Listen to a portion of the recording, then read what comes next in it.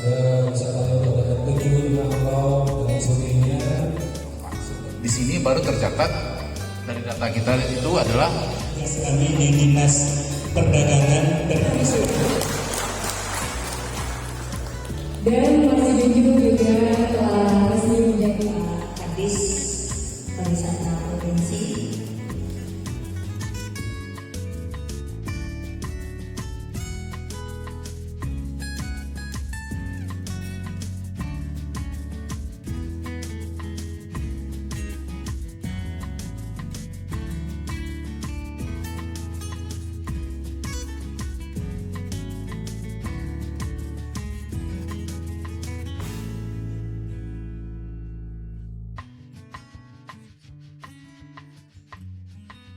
Geopark Siloke keren.